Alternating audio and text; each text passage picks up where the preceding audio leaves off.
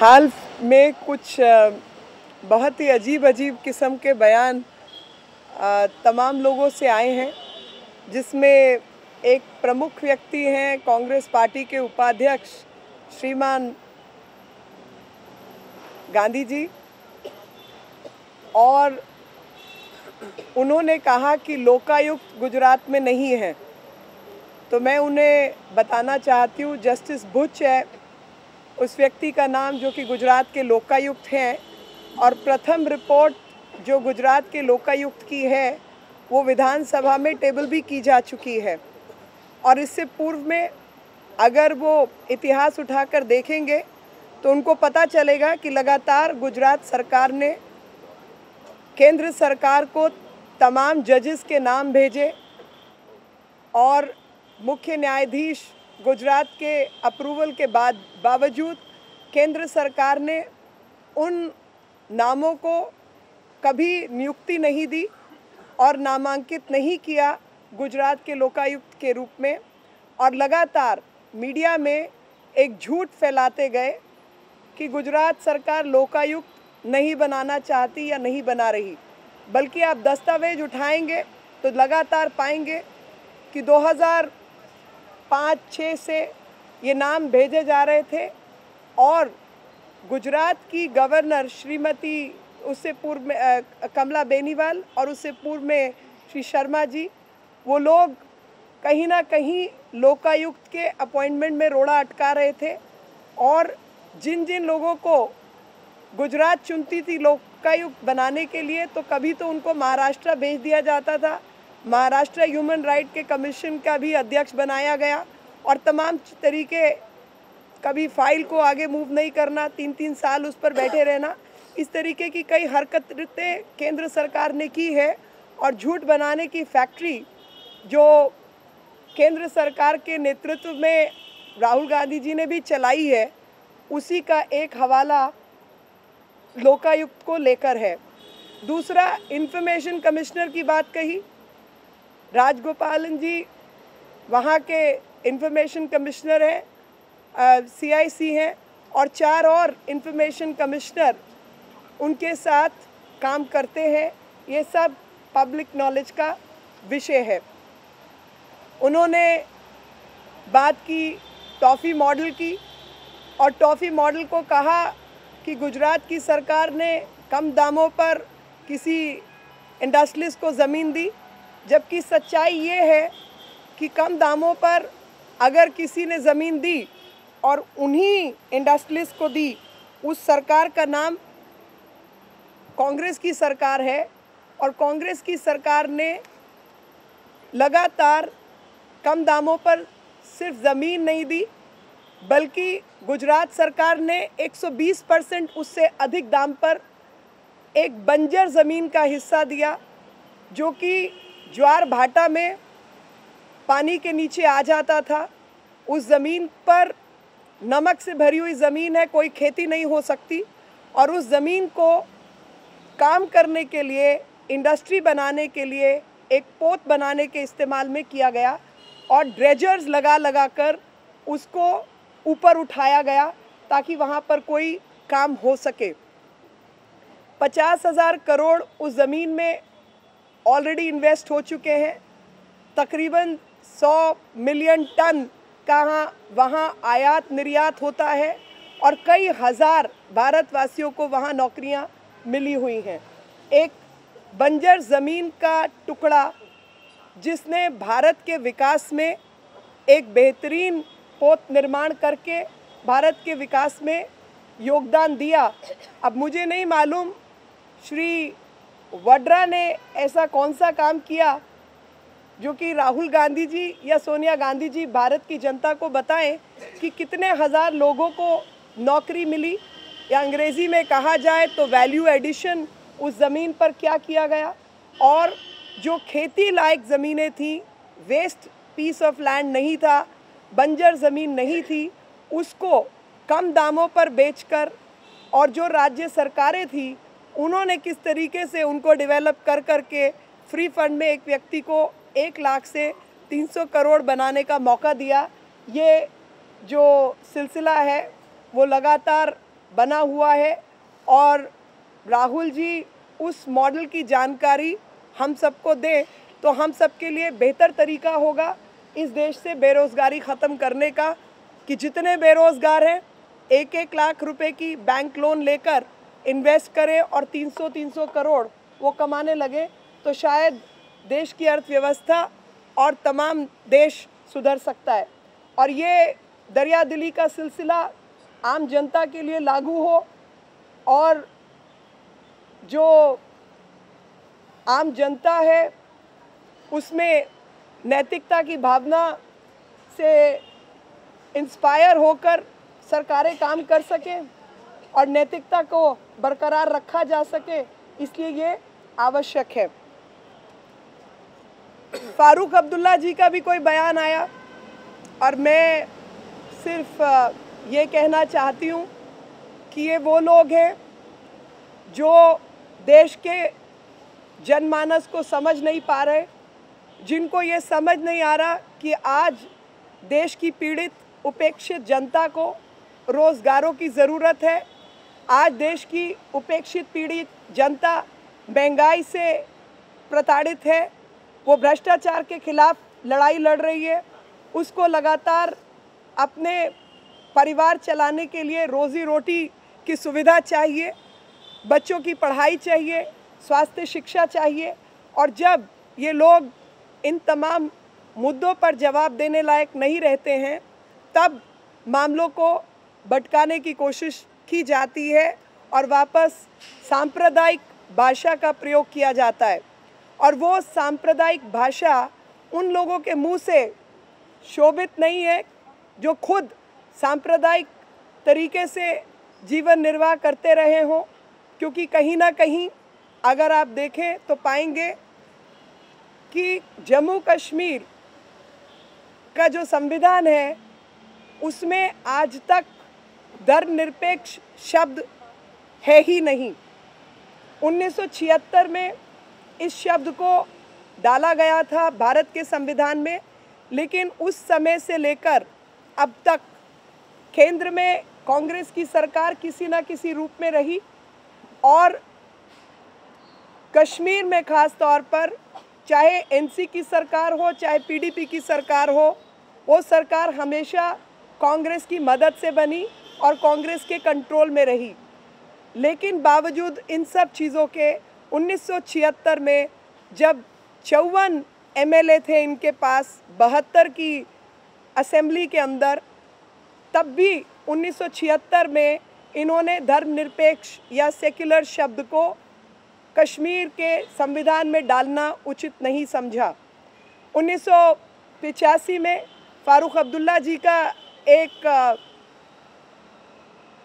Agreement हुआ राजीव गांधी जी के साथ, लेकिन बावजूद तमाम संशोधनों के, यहाँ तक कि 5 साल की जो असेंबली की समय रेखा होती है उसको बढ़ाकर 6 साल किया गया, लेकिन उस समय पर भी धर्मनिरपेक्ष या सेक्युलर शब्द को जम्मू कश्मीर के संविधान में नहीं डाला गया। उसके बाद पीडीपी और कांग्रेस की मिलीजुली सरकार बनी जिसमें इन्होंने टाइम शेयरिंग की और पीडीपी के दौरान भी ये शब्द नहीं डला। लेकिन जब गुलाम नबी आज़ाद वहाँ के मुख्यमंत्री बने तो पैंथर पार्टी के एक नेता ने private member bill legislative assembly में लाया और कहा कि धर्मनिरपेक्ष सेक्युलर शब्द जम्मू कश्मीर के संविधान में जुड़ना चाहिए, लेकिन उस शब्द को तब भी जम्मू कश्मीर के संविधान में नहीं जोड़ा गया। उसके बाद उमर अब्दुल्ला जी की सरकार बनी जो अभी तक चल रही है। उमर अब्दुल्ला जी की सरकार ने भी जम्मू कश्मीर के संविधान में सेक्युलर या धर्मनिरपेक्ष शब्द को डालना उचित नहीं समझा, बल्कि जो महिला विरोधी कानून है, जो परमानेंट रेजिडेंस सर्टिफिकेट उनको चाहिए होता है, जिसके विरोध में जम्मू कश्मीर हाई कोर्ट ने ऑर्डर पारित किया, तो उस ऑर्डर को ख़त्म करने के लिए एक सरप्टिशियस तरीके से एक बिल लाने की कोशिश की लेकिन अपर हाउस के जो स्पीकर थे उन्होंने हाउस को साइने डाई एडजर्न करके किसी तरीके से उस मौके को बचाया और उस व्यक्ति को एनसी की सरकार ने अपनी पार्टी से ही बर्खास्त कर दिया। ये इतिहास है सेक्युलरिज्म का अब्दुल्ला फैमिली को लेकर। और ये जब प्रवचन देते हैं सांप्रदायिकता का तो मेरा ख्याल अपने गिरेबान में झांके तो बेहतर होगा।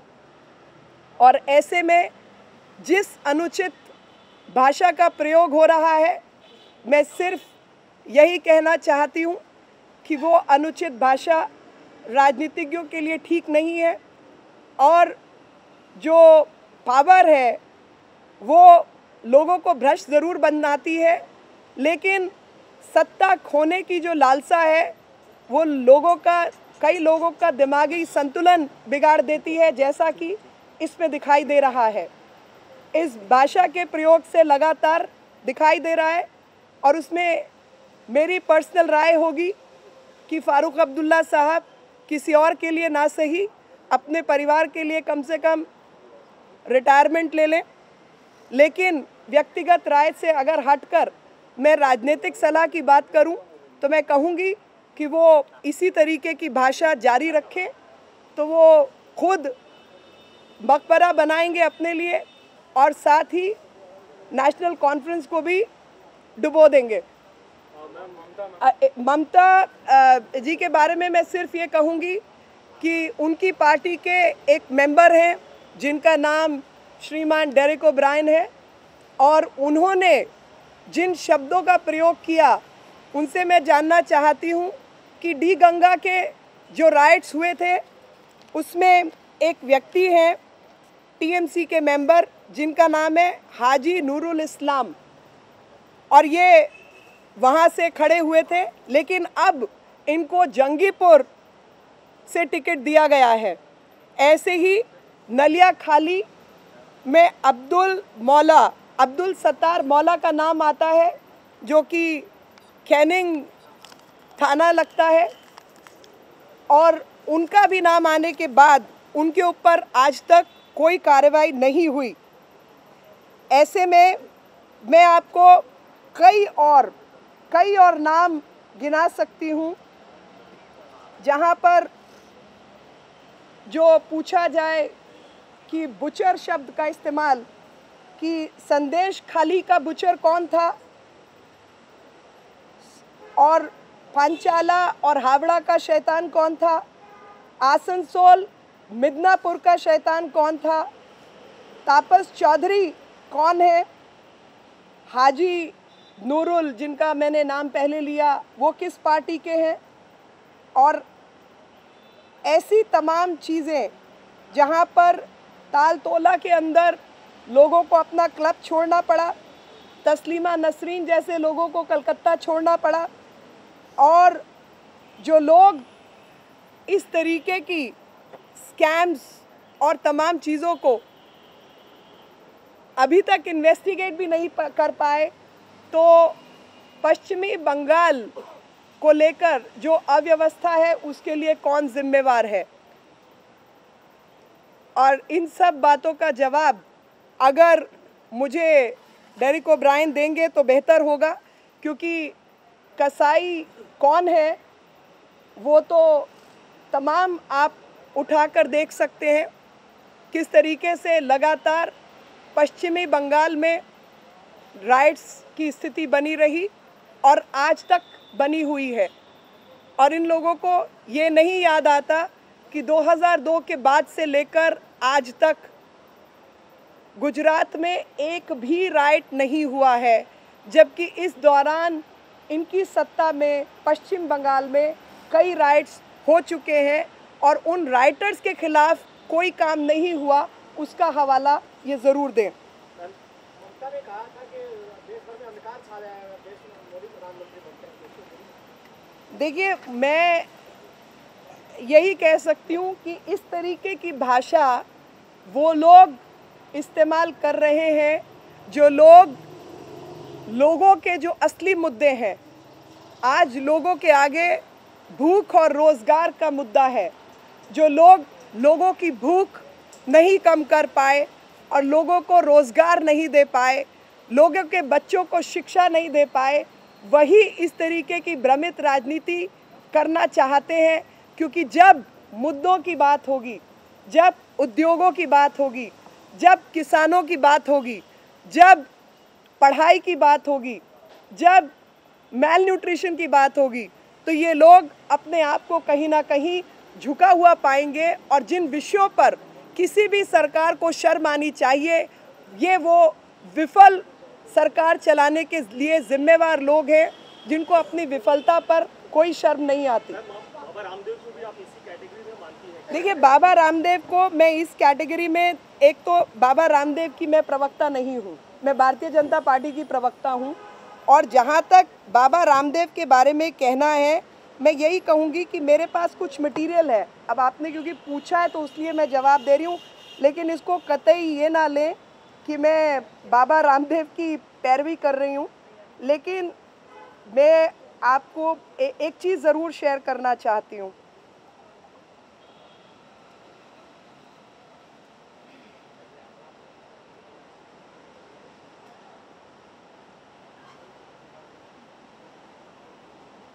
मैं शेयर करना चाहती हूँ 22 अगस्त 2009 इकोनॉमिक टाइम्स, इकोनॉमिक टाइम्स का एक आर्टिकल है और उसकी मैं हेडलाइन पढ़ रही हूँ आप लोगों के लिए, क्योंकि ये टिप्पणी मीडिया पर है। Congress DMK honeymoon continues in Tamil Nadu bypolls. अगला,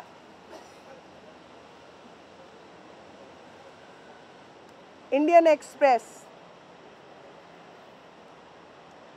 अप्रैल 17, 2014, 17 अप्रैल 2014, Congress dash DMK honeymoon over. DNA 10th December 2011, for Mamata Banerjee, the honeymoon is over.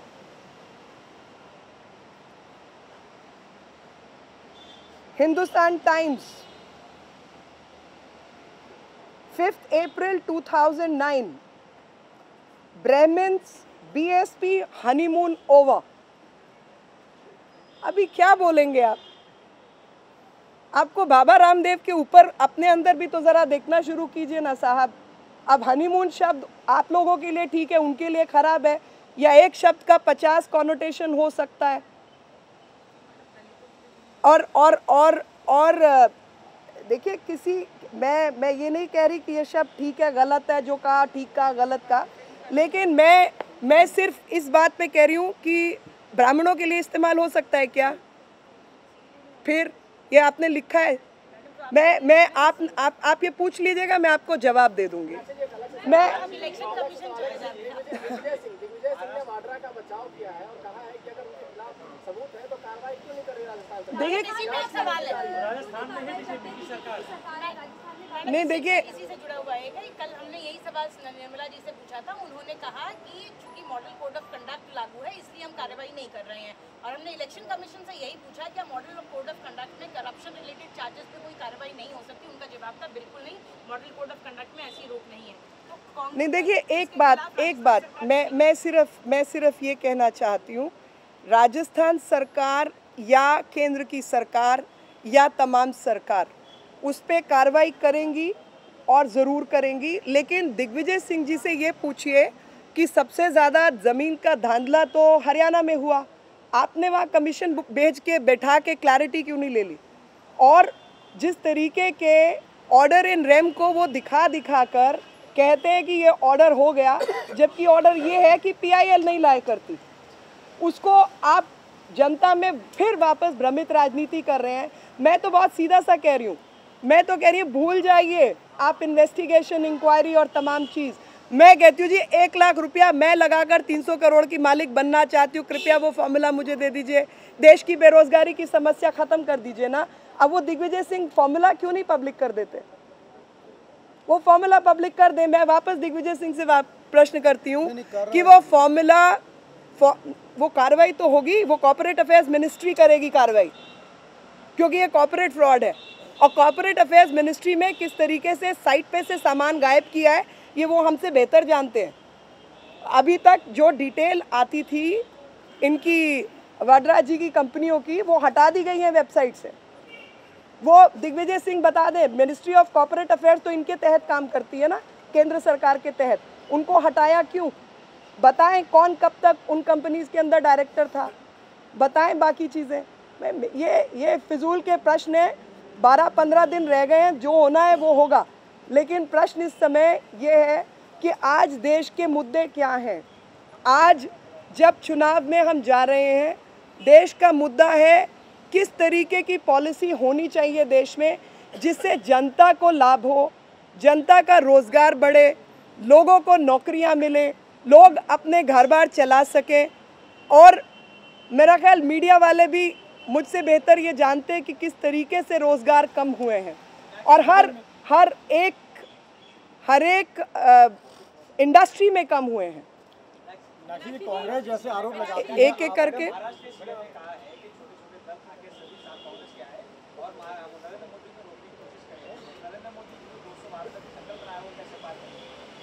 देखिए, अगर महाराष्ट्र के सीएम ये सोचते हैं कि उनके कहने से लोग आ जाएंगे तो वो इस ख्याल में रह सकते हैं।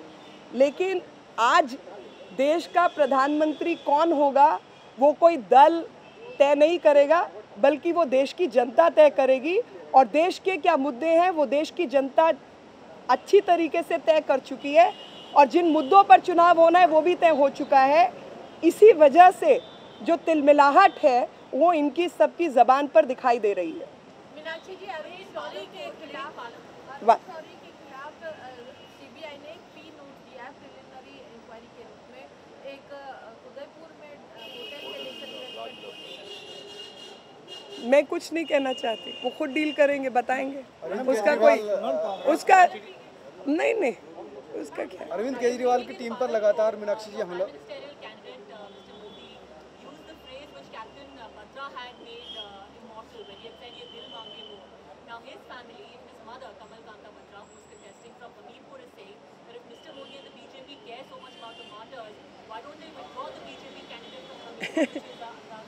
I would say that Mrs. Batra should have joined the BJP before contesting against Anurag Thakur.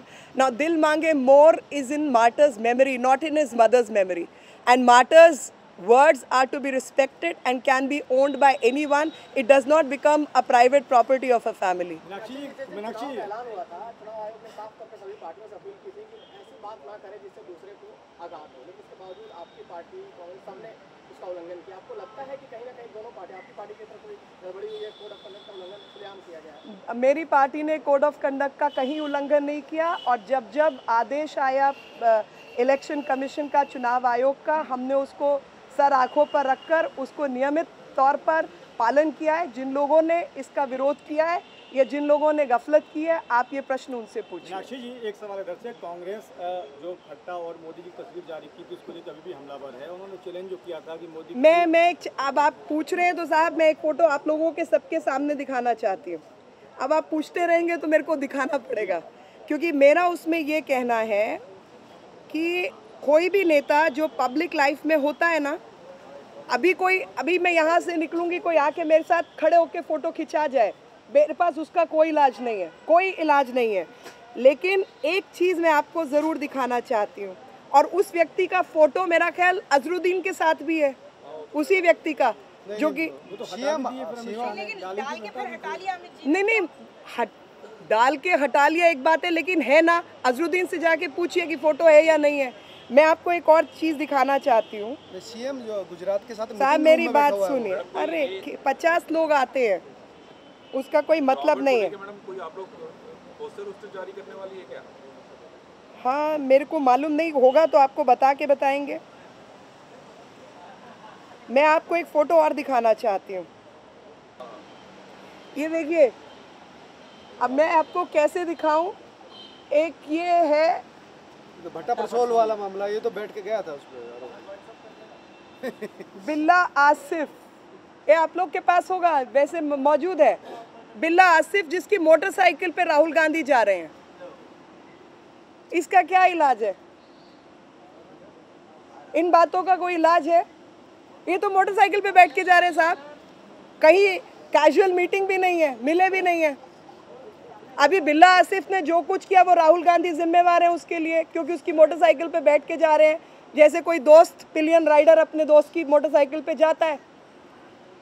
मैं मान लूँ बिल्ला आसिफ राहुल गांधी के मित्र हैं, गहरी दोस्ती है, वो हो नहीं रहा। मैं करने की कोशिश किया है। हाँ, हो गया। ये लीजिए।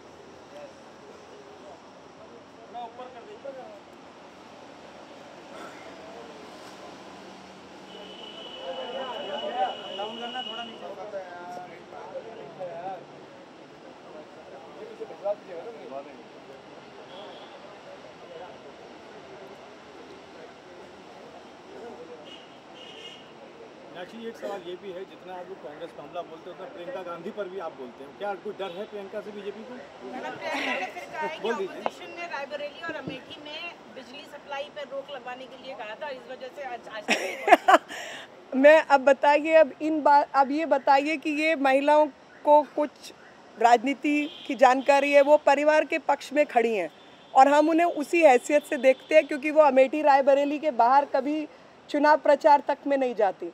या तो वो उपाध्यक्ष हों कांग्रेस पार्टी की या सुपर प्रधानमंत्री हों, तब हम उनसे प्रश्न पूछेंगे या उनकी बातों के जवाब देंगे। अब परिवार अपनी मर्जी से जो मर्जी करता रहे, वो परिवार की इच्छा हो सकती है, लेकिन एक रिस्पॉन्सिबल ऑपोजिशन के रहते और एक रिस्पॉन्सिबल पार्टी होने के नाते हमारे प्रश्न उन लोगों से ही होंगे जो लोग सत्ता में रहे या सत्ता के किसी कार्यभार को संभालते हैं।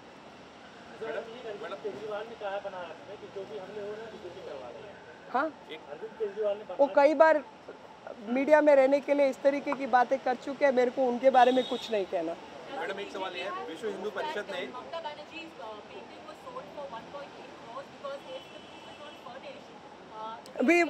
that will be answered. That will be answered wherever it has to be answered. It will be answered. विश्व हिंदू परिषद ने आज राष्ट्रपति महोदय को चिट्ठी लिखी है कि नरेंद्र मोदी को जान का खतरा है। ऑलरेडी ये बातें तो पहले से चल रही हैं। उनका कहना है कि सरकार कहीं न कहीं इस पूरे मामले को लेकर लापरवाही बरत रही है और राष्ट्रपति इसमें दखल देने चाहिए। देखिए, जान का खतरा है और ये सब चीज़ें तो कई सोर्सेज से सामने आ रहा है और उसमें सबसे बड़ा जो है वो तो पटना की रैली, जिस पर आज तक कुछ हुआ नहीं, 2 लोग पकड़े गए, एक भाग गए, एक की मौत हो गई। तो ऐसे में वो अंदेशा तो है ही, और ऐसे में अगर किसी ने भी लिखी हो, मैं सरकार की भूमिका यही है कि भाई आप एसपीजी और तमाम चीज़ें किसी मतलब मिस्टर वड्रा को भी देते हैं, और जब वड्रा जी को एसपीजी मिल सकती है तो प्रधानमंत्री कैंडिडेट बीजेपी के श्री नरेंद्र मोदी को नहीं मिले, तो ये इसका जवाब सरकार ही दे।